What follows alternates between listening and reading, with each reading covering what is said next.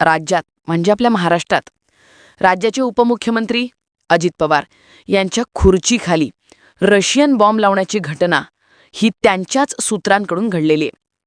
अजित पवार यांचे चिरंजीव पार्थ पवार, की ज्यांना राजकीय योग नाहीत आणि व्यावसायिक योगाच्या मागे धावताना त्यांनी आपल्या वडिलांनाच अडचणीच्या फेऱ्यात अडकल्याचं आपल्या लक्षात येते. आता पुण्यामध्ये आजपर्यंत अनेक राजकीय नेते हे जमिनीचे व्यवहार करताना शापित ठरलेत.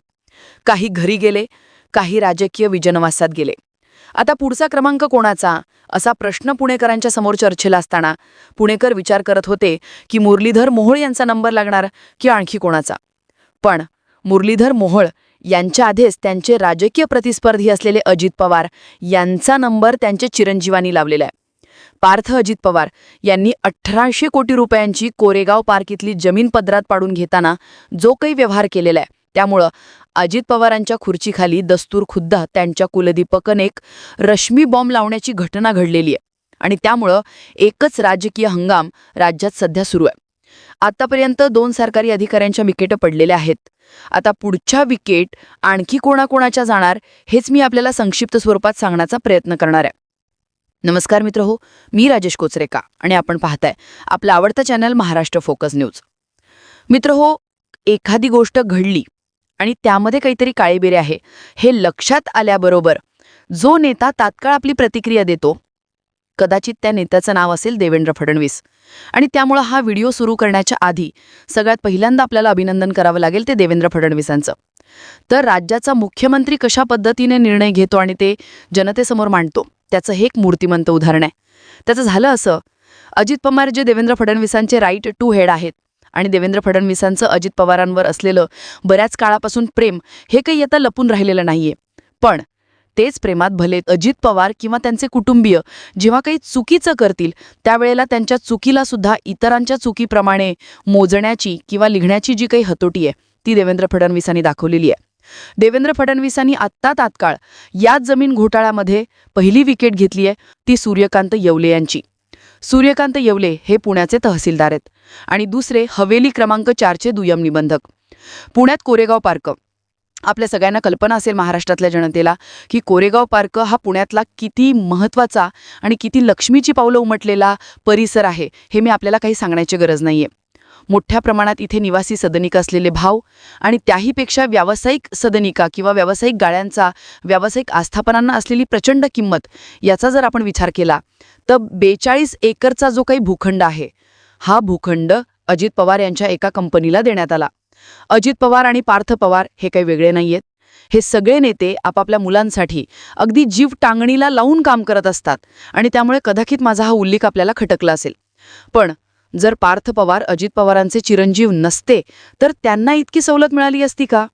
आता हा जो भूखंड आहे 42 एकरचा हा कोरेगाव पार्कमधला भूखंड आहे आणि या भूखंडासाठी जी काही सूट देण्यात आलेली आहे, खरं तर 20 कोटी रुपये किमान किंमत याची 1800 कोटी रुपये होते बाजारातली आणि कमाल किंमत ह्याची 27 कोटी रुपये होते. त्यामुळे आपण किमान किंमत जी आहे ती 20 कोटी रुपये पकडलेली आहे आणि त्यानुसार 300 कोटी रुपयांच्या वरती जो काही मुद्रांक शुल्क भरायचं आहे, स्टॅम्प ड्युटी भरायची आहे, ती फक्त अगदी फुटकळ भरून हा व्यवहार करण्यात आलेला आहे. आता हे सगळं बघा, पुण्यात याच्या आधी मनोहर जोशी अडचणीत आले, त्यांचे जावई गिरीश व्यास यांना भूखंड देण्याच्या प्रकरणामध्ये. त्यानंतर एकनाथ खडसे भाजपचे नेते अडचणीत आले. अगदी अलीकडचं नाव म्हणजे केंद्रीय मंत्री मुरलीधर मोहोळ. आता मुरलीधर मोहोळ हे सध्या केंद्रीय मंत्री आहेत, ते दिल्लीत असतात. दिल्लीत त्यांनी कारभार करायला हवा हे जरी खरं असलं तरी राक्षसाचा जीव जसा पोपटाचा असतो तसा मुरलीधर मोहोळ यांचा जीव हा पुण्यातल्या जमिनी, त्यांचे व्यवहार, पुणे महानगरपालिका आणि पुण्याचं राजकारण यातून काही बाहेर येत नाही. आणि अशा नेत्यांनी विनोद तावडे यांच्यासारख्या नेत्यांचा आदर्श ठेवण्याची गरज आहे. पण मुरलीधर मोहोळ हे असं काही करायला तयार नाहीयेत. मुरलीधर मोहोळ आणि अजित पवार यांचा जो मुकाबला होता तो अगदी काल परवा महाराष्ट्र ऑलिम्पिक असोसिएशनमध्ये सुद्धा होता आणि त्यामध्ये सामोपचाराने प्रकरण मिटले. नंतर अजून मुरलीधर मोहोळ यांच्यावर जे सावट आहे जैन बोर्डिंग भूखंडाच्या संदर्भातलं ते काही दूर झालेलं नाहीये. अशानंतर किंवा अशा परिस्थितीत आता पार्थ पवार आणि त्यांचे एक व्यावसायिक भागीदार आहेत, त्यांचं नाव आहे दिग्विजय अमरसिंग पाटील. आता दिग्विजय अमरसिंग पाटील आणि पार्थ पवार यांची जी भागीदारी आहे ती 50% भागीदारी आहे.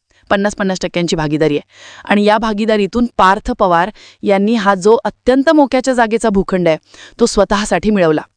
या भूखंडाच्या संदर्भामध्ये आत्ता 2 लोकांना निलंबित करण्यात आलेले आहे. जे अधिकाऱ्यांची नावं मी आपल्याला सांगितलं, एक सूर्यकांत येवले आणि दुसरे रवींद्र गुरु. आता या संपूर्ण सगळ्या प्रकरणाबाबत अंजली दमानिया, त्याचप्रमाणे इतर माहिती अधिकारामध्ये काम करणारे जे लोक आहेत, विजय कुंभार यांसारखे जे लोक आहेत की ज्यांची माहिती ही अत्यंत अचूक असते आणि त्यांनी फटाका लावला की तो नुसता फुटत नाही, तर त्या नेत्याची खुर्ची आणि त्या प्रशासकीय अधिकाऱ्याची खुर्ची आणि त्याचं साम्राज्य उद्ध्वस्त करून टाकतो. आता हे जे विजय कुंभार आहेत, हे विजय कुंभार कोण आहेत? हे विजय कुंभार आहेत ज्यांनी दिलीप खेडकर यांच्यासारख्या मस्तवाल अधिकाऱ्याला आणि त्याच्या कुटुंबाला सळुकी पळो करून सोडलं. तेच विजय कुंभार या सगळ्या प्रकरणामध्ये काम करतायत आणि ज्या वेळेला अशा पद्धतीत गोष्टी समोर येत आहेत त्यावेळेला देवेंद्र फडणवीस यांच्यासारख्या कर्तव्य कठोर मुख्यमंत्र्यावर याची जबाबदारी वाढते. देवेंद्र फडणवीसांनी काही सांगण्याच्या आधी एकतर आत्तापर्यंत माझ्याकडे कुठलीच तक्रार प्राप्त नाहीये. मला आज सकाळी अंजली दमानियांचा फोन होता. त्यांनी सांगितलं की मंगळवारी 11 तारखेला संपूर्ण केस माझ्याकडे त्या फाईल करणार आहेत. आणि राहिला प्रश्न महार वतन जमिनीचे बद्दलचे निर्णय घेण्याचा, तो एक विशेष कायदा आहे, आपल्याला चेक करावं लागेल की महार वतन जमिनीच्या कायद्यानुसार झालाय की नाही झालाय. मुद्रांक शुल्क माफीचा किंवा देण्याबद्दलचा कायदा आहे. उद्योग विभागाने कुठल्याही सवलती काढून त्यांना ही सवलत दिली आहे ते उद्योग विभाग तपासेल. कारण आम्ही या ठिकाणी IT पार्कला जे काही धोरण आलं होतं IT पार्क किंवा उद्योगात, त्यामुळे मंत्रिमंडळाने काही त्या ठिकाणी सवलती जाहीर केल्यात. उद्योगाला त्या सवलती म्हटलंय का, किंवा त्या सवलतीमध्ये नाहीये, किंवा परस्पर त्या ठिकाणी काही केला गेलाय, याचा नक्की पूर्ण तपास करावा लागेल असं मीडियामध्ये आलं आणि मी त्यावर बोलू दिलं. त्यापेक्षा 11 तारखेला अंजलीताई दमानिया माझ्याकडे पैसे घेऊन येणार आहेत. त्यावर माझ्याकडे मी हिरे लावीन, तपास करेन आणि प्राथमिक समजा आमच्या अधिकाऱ्यांनी, महसूलच्या अधिकाऱ्यांनी महार वतन जमिनीमध्ये काही गडबड केली असेल तर मला बघावं लागेल. आता आपण पाहिलं चंद्रशेखर बावनकुळे यांच्याकडे 10 तारखेला अंजली दमानिया येणार आहेत. पण देवेंद्र फडणवीसांनी मागचा पुढचा विचार न करता या 2 महसूलमधल्या प्रमुख अधिकाऱ्यांना निलंबित केलेलं आहे. आणि ही एक राज्यातल्या जनतेसाठी किंवा ज्यांना असं वाटतं की कारभार पारदर्शी व्हावा त्यांच्यासाठी ही एक महत्त्वाची गोष्ट घडली आहे आणि त्यामुळे देवेंद्र फडणवीस यांच्या या निर्णयाचं स्वागत करायला हवं. आता देवेंद्र फडणवीस नेमकं या संदर्भात काय म्हणतायत तेही आपण बघूया. या प्रकरणाच्या संदर्भात सगळी माहिती मी मागवलेली आहे. महसूल विभाग असेल, ITR असेल, लँड रेकॉर्ड्स असतील, या संदर्भातली सगळी माहिती मी मागवलेली आहे.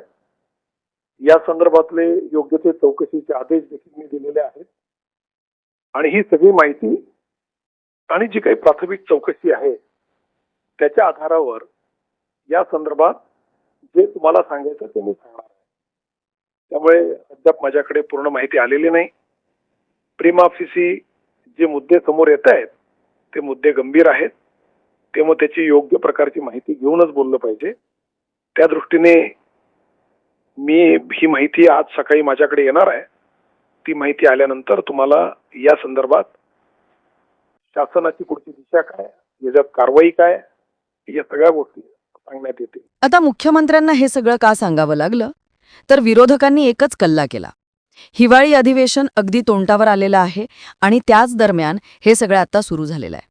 एरवी अजित पवार हे इतरांना तत्वज्ञान शिकवत असतात, इतरांना पारदर्शकतेचे धडे देत असतात, इतरांना कसं आपण जबाबदारी न असलं पाहिजे किंवा आपलं उत्तरदायित्व कसं या राज्यातल्या जनतेच्या बद्दल ते सांगत असतात.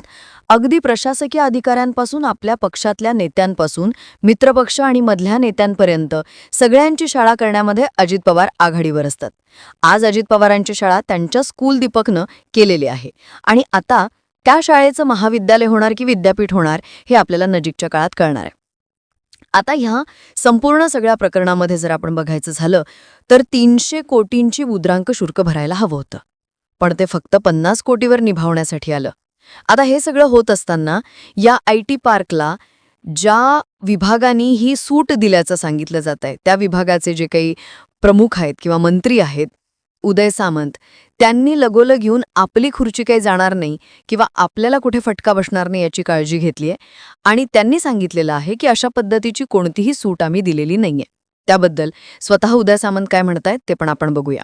पुणे कोरेगाव परिसरातला जो प्लॉट आहे त्याच्यावर IT पार्क करण्यासाठी आमच्या विभागानं काहीतरी सूट दिली अशा पद्धतीची एक बातमी आणि त्याचं थेट नाव पार्थ पवारांशी जोडलं जात आहे. मी काल देखील सांगितलं होतं की काल ज्यावेळी मला प्रश्न विचारला त्यावेळी मी काही बैठकांमध्ये होतो. दुसऱ्या दिवशी मी म्हणजे आज खुलासा करतो अशा पद्धतीची काल मी भूमिका घेतलेली होती. पण काल मात्र मी ठामपणे सांगितलं होतं की या जागेचा आणि औद्योगिक विकास महामंडळाच्या जागेचा काहीही संबंध नाही. ही प्रायव्हेट IT कंपनी आहे आणि प्रायव्हेट IT कंपनीसाठी मुद्रांक शुल्क जे आहे ते आमच्या विभागाकडून 500 रुपयामध्ये त्यांना देण्यात आलं अशा पद्धतीची एक बातमी सुरू आहे. माझ्या विभागापुरतं सांगायचं असेल तर आम्ही असली कोणतीही सूट दिलेली नाही आणि त्याचं पत्र देखील माझ्याकडे आहे. आता अजित पवारांच्या वरती अशा पद्धतीनं काहीतरी लांछन लागण्याचा किंवा शिंतोडे उडवण्याचा हा काही पहिला प्रसंग नाहीये. अजित पवारांचं झालंय काय ते मी आपल्याला सांगतो. अजित पवार स्वतः गेली जवळपास 40 वर्ष राजकारणात अत्यंत सक्रिय काम करतायत. ते खासदार राहिले, ते उपमुख्यमंत्री आहेत, ते याच्याही आधी वेगवेगळ्या मंत्रिपदावर होते, अर्थमंत्री आहेत आणि एक राज्यातला कसदार आणि जबरदस्त असा नेता म्हणून आपण त्यांचं नाव घेत असतो. पण याच अजित पवारांची गोची कुठे झाली आहे तर त्यांची दोन्ही मुलं त्यांच्या गुणवत्तेच्या आजूबाजूला नाहीयेत हे एव्हानात स्पष्ट झालेलं आहे. हे अनेक राजकीय नेत्यांनी त्यांच्यापर्यंत कळत नकळत पोहोचवलेलं आहे. पण शेवटी असं म्हणतात ना की वडिलांना असं वाटतं की आपली मुलं आपल्यासारखीच चमकायला हवीत, दिसायला हवीत, वावरायला हवीत आणि त्या सगळ्या गोष्टीतून आता अजित पवारांना बारामतीचे थेट नगराध्यक्ष म्हणून जर पवारांना नगराध्यक्षपदाच्या खुर्चीवर बसवायचं आहे आणि दुसरीकडे पार्थ पवार की ज्यांना याच्या आधी कुठल्याच पातळीवर स्वतःला संपवता आलेलं नाहीये, तिकीट अगदी हातात मिळून उमेदवारी सहजगत्या मिळून सुद्धा लोकसभेची निवडणूक अत्यंत दारुण पद्धतीत हरायला लागलेले. आणि मग अशा परिस्थितीमध्ये ज्यावेळेला अजित पवारांच्या मधला वडील जागा होतो त्यावेळेला या अशा सवलती मिळत जातात. पण जेव्हा 72,000 कोटींचा जलसिंचन विभागातला जो काही घोटाळा बोललं जात होतं किंवा सांगितलं जात होतं, ज्याच्यासाठी अगदी देवेंद्र फडणवीसांनी चक्की पेसिंगचा नारा दिला होता, त्या घोटाळ्यामध्ये अजित पवारांची अवस्था आम्ही काय करणार, आमचे नाथाभाऊ खडसेंच्या भाषेत सांगायचं झालं तर आमचं सरकार आल्यानंतर अजितदादा चक्की पेसिंग आणि ते अजित पवार 72,000 कोटींच्या घोटाळ्याचं लांछन लागल्यानंतर 72 दिवसांच्या राजकीय विजनवासात निघून गेले होते. त्यांनी आपल्या पदाचा राजीनामा दिला होता आणि त्यानंतर ते त्या सगळ्या गोष्टींपासून दूर राहिले होते. यथावकाश ते परत आले. आता तर हे सगळी गोष्ट कागदापत्रांची दिसून येते आहे आणि स्पष्ट झालेली आहे. आता प्रश्न पडतो की अजित पवारांच्या या सगळ्या चिरंजीवांनी किंवा कुलदीपक काकांच्या वाईटावर उठलाय कोण?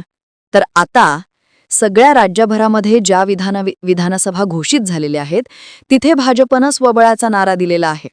आणि भाजपचा हा स्वबळाचा नारा हा मित्रपक्षांसाठी काही साधी सोपी गोष्ट नाहीये.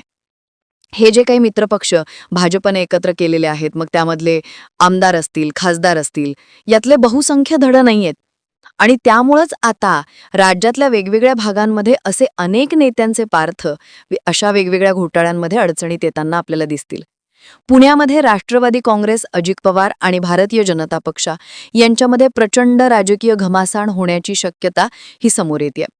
आता निवडणुका घोषित झाल्याबरोबर अवघ्या काही तासांमध्ये एक जोरकस बाउन्सर हा अजितदादांच्या हेल्मेटवर आढळलाय.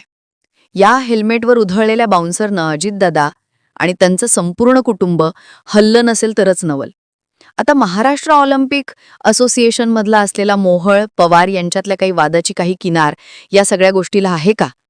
मोहोळ यांना जैन बोर्डिंगचं प्रकरण भरल्यानंतर काही तोंड धुवून उड्या मारणाऱ्या अजित पवारांचे निकटवर्तीय या सगळ्या गोष्टींमुळे आता 12च्या भावात जाण्याच्या टप्प्यावर आलेत का, हे सुद्धा पुण्यामध्ये चष्म्याच्या काचा स्वच्छ करून बघणं क्रमप्राप्त होतं.